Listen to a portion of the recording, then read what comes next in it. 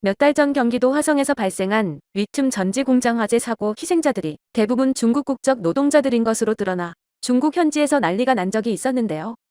중국 네티즌들 사이에선 이 사건을 두고 희생자들에 대한 추모도 추모지만 왜 남의 나라인 한국에서 발생한 사고의 희생자들 대부분이 중국인이었는지, 자국과 한국의 최저임금을 직접적으로 비교하며 왜 중국인들이 돈을 벌러 한국으로 떠나야 했는지의 논의가 크게 일어났었습니다. 그때부터 중국 영상 플랫폼에서 우후죽순 올라오는 영상 주제가 바로 한국에서 일하는 중국 노동자들의 브이로그인데요. 그 중에서도 일용직 건설 직종 영상은 우리나라에서도 중국의 사회 문제로 널리 알려져 있는 농민공들이 주로 종사하는 직종이라 특히나 중국인들의 많은 관심을 끌고 있습니다.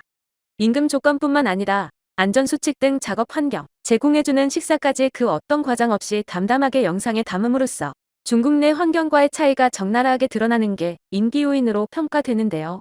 관련 영상 중국 네티즌 반응 살펴봤습니다. 혈압 재는 거랑 AED가 있는 공사장은 본 적이 없어.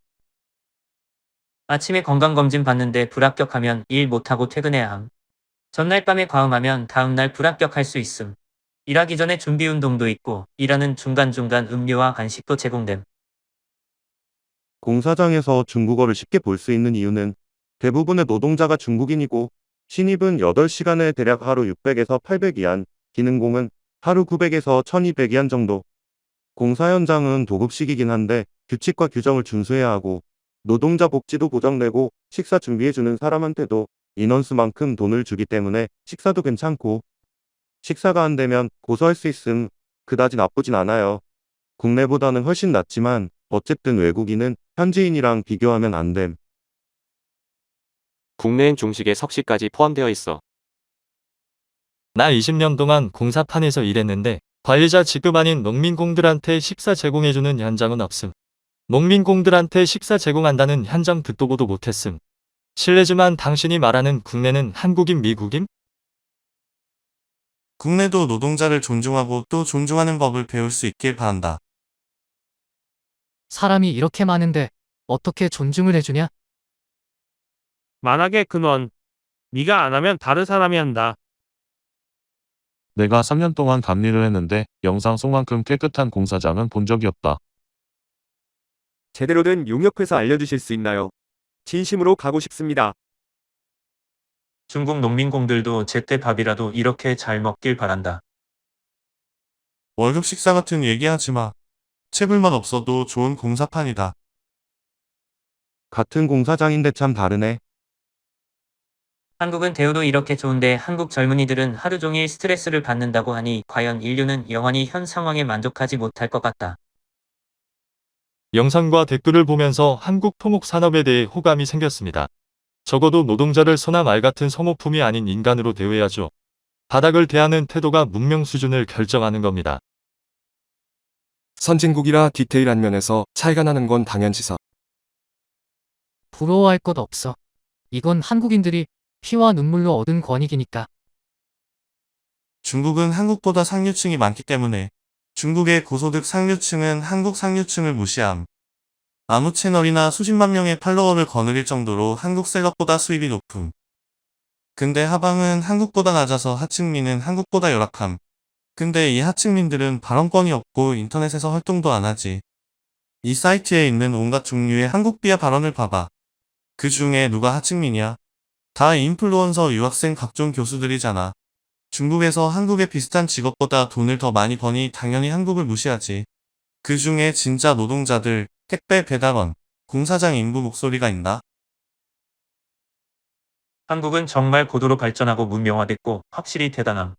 우리가 한국인들 생활 수준에 도달할 수 있다면 굳이 더 달릴 필요가 없다. 발전은 발전인데 문명까지는 아니야. 누가 말했지? 일본은 채소를 살 여유가 없고 한국은 과일을 살 여유가 없고 미국인들은 텐트에서 눈물을 머금고 잠을 청한다고. 업데이트가 많이 늦네. 일본은 이제 쌀도 못 산대. 한국에 불법으로 일하는 중국인이 많다는 건 알고 있고 제주도랑 서울의 조선족이랑 산둥성 허난성 등지에 한족 지인이 몇 명 있음. 그 중에 한 명은 몰래 건너가려다 추방됐음. 한국어 다 배우면 즉시 한국으로 가서 저 도탄에 빠진 삶을 경험할 거다. 초과 근무 수당도 못 받고 하루도 못 쉬고 일해본 사람? 그게 바로 접니다. 넌 운 좋은 거지. 난 근속 21년 차인데 7월에 잘렸어. 다쳐서 집에 왔는데 월 3천이안 넘는 직장 못 구해서 그냥 포기하고 다친 거 나으면 다시 알아보려고. 솔직히 나 1시간에 22안씩 밥도 안 먹고 9시부터 6시까지 일하는데 하루에 162안밖에 못 벌어. 오래 일하다 보니 하루 8시간도 진짜 긴 시간이라는 걸 알게 됐음. 그렇다고 다른 공장에서 12시간 이교대로 일한다 할 엄두도 안 남. 너무 무서워. 중요한 건 내가 예전에 12시간 이교대로 몇 번 일한 적 있는데 길어야 3달이면 그만둔다는 거야. 이젠 누워있는 게 익숙한데 12시간 이교대 또 들어간다 생각하면 진짜 우울하다. 부럽냐? 그럼 망설이지 말고 빨리 가지 그래. 스트레스 많고 불공평한 이곳을 떠나 편안하고 자유로운 이상향으로 달려가면 우리도 경쟁자 줄일 수 있으니 윈윈임. 마음만 먹는다고 갈 수 있는 게 아니야. 언어도 안 되고 친척도 없고. 개인 월 수입은 400만 원 정도, 공장 이교대도 9시에서 6시까지. 주말에 출근하기 싫으면 더 적게 받으면 됨. 원룸 50, 핸드폰 10, 수도 5에서 10, 보험 15, 기타 소비 100만 원. 한 달 생활비는 7천에서 12,000원 정도. 매달 12,000원 정도 저축함. 대출도 없고 여자친구도 없음. 주말엔 집에 있는 거 좋아함. 또 고기가 비싸다, 과일이 비싸다, 이것저것 비싸다 하는 친구들에게 여긴 하루에 평균 13만 원 벌고 수박은 2만 원이면 충분하다고 말해주고 싶음. 그니까 중국에서 수박 한 통에 20에서 30위안 한다고 치면 중국 하루 일당의 6분의 1 정도잖아. 실제로 중국에서 말하는 것만큼 비싸지 않음. 지금 중국에서 한국인은 이것저것 못 먹는다 하는 건 내가 처음 한국에 왔을 때 한국인이 생각한 중국인 이미지가 80에서 90년대 중국 수준이었던 거랑 똑같다고 보면 돼. 잡지식. 한국인의 육류 소비량은 중국보다 높고 일본의 거의 3배에 달한다. 이런 종류의 것, 속사를 보는 게 제일 현실적이고 제일 속이는 것도 없고 얼마나 많은 조선족이 한국에 일하러 가는지 자연스럽게 이해가 된다. 왜 조선족만 그럴까? 조선족이 한국에 가는 게 제일 쉽고 편리하고 조선족이 아닌 일반인이 한국으로 가는 건 그리 쉽지 않기 때문임. 나도 조선족처럼 갈 수만 있다면 한국 가고 싶다. 국내 최다 이민자 3개국이 미국, 일본, 한국이라는 게 대단히 시사하는 바가 크지. 난 이분 영상 잘 보고 있음. 조회수 벌려고 한국 비방하는 것도 없고 또 너무 과장하지도 않은 다 리얼한 영상임. 한국에서 돈 벌어서 땅도 넓고 나오는 것도 많은 중국으로 돌아오면 당연히 채산에 맞음. 근데 당신이 한국인이라 가정해봐. 씀씀이 제하면 평생 집 한 채 못 사. 서울보다 정저우 집값이 더 비싸. 한국에서 너한테 얼마 줬냐 이런 구라 영상을 찍네. 얘네 매 끼니마다 김치하고 쪽파만 먹을 수 있는 거 아냐? 다른 건 모르겠고 얼음물 공짜부터 이미 넘어섰음. 내가 다닌 두 공사장은 얼음물을 보안 책임자가 관리했는데 돈 주고 사 마셔야 됨. 한국인은 고기도 과일도 배추도 못 사 먹어요. 그들이 당신에게 썩은 고기와 채소를 먹일 수도 있으니 조심하세요. 안 볼래.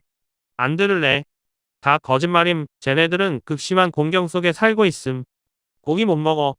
과일 못 먹어. 배추는 다 수입해야 돼. 우리는 수박을 돼지한테도 먹인다고. 이 공사장의 인문주의적 배려의 세세함이 정말 훌륭한. 배울 점이 너무 많다. 초기 교량 수리지, 현재 건설직 포함해 토목 공사 경력 17년인데 이런 공사장은 내 지금까지 본 적이 없다. 조심해라. 넌 누군가의 순수한 꿈을 방해하고 있으니까. 개인 메시지 닫아두는 거 잊지 마. 또 린치당할 수도 있어. 오늘 준비한 내용은 여기까지입니다. 구독과 좋아요는 큰 힘이 됩니다.